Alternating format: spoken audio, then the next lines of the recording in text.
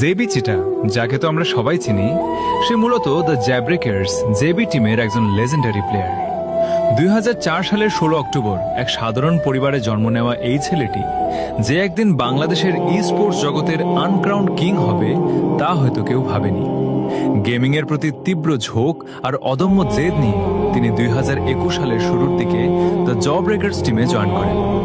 মাঠে তার বিদ্যুৎ গতির মুভমেন্ট আর নিখুঁত রাশিং স্কিল খুব দ্রুত তাকে টিমের প্রধান শক্তিতে পরিণত করে। বিপক্ষ দলের ডিফেন্স ভেঙে চুরমার করে দেওয়াই ছিল তার সিগনেচার স্টাইল।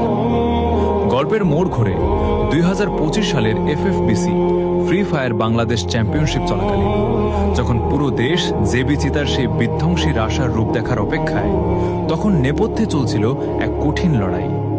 চিতা মারাত্মক ফুসফুসের সংক্রমণে লং ইনফেকশন আক্রান্ত হয়ে হাসপাতালে ভর্তি হন।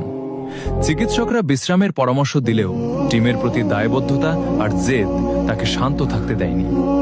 হাসপাতালের বেড থেকে উঠে এসে নাকে অক্সিজেন আর হাতে ক্যানুলা নিয়েই তিনি ফাইনালে অংশ নেন।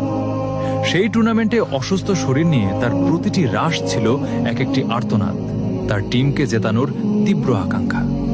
কিন্তু নিয়তি ছিল বড়ই নিষ্ঠুর। টুর্নামেন্টে রানার আপ হওয়ার মাত্র কয়েকদিন পর শরীরের সাথে লড়াইয়ে তিনি হেরে যান। 2025 সালের 4 জুলাই গভীর রাতে পুরো গেমিং কমিউনিটিকে স্তব্ধ করে দিয়ে তিনি শেষ নিঃশ্বাস ত্যাগ করেন। তার মৃত্যুর খবর ছড়িয়ে পড়লে যেন বাংলাদেশের ই স্পোর্টস আকাশ কালো মেঘে ঢেকে যায়। আবেগী সেই মুহূর্তগুলোতে সোশ্যাল মিডিয়া ভেসে গিয়েছিল ভক্তদের চোখের জলে।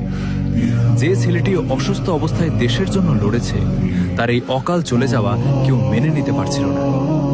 গ্যারেনা থেকে শুরু করে বড় বড় ইনফ্লুয়েন্সাররা তাকে স্যালুট জানায়। জেবি চিতা আজ আমাদের মাঝে নেই, কিন্তু তার সেই অদম্য সাহস আর ত্যাগের গল্প প্রতিটি গেমারের মনে চিরকাল গেঁথে থাকবে। তিনি প্রমাণ করে গেছেন ট্রফি জেতার চেয়েও মানুষের ভালো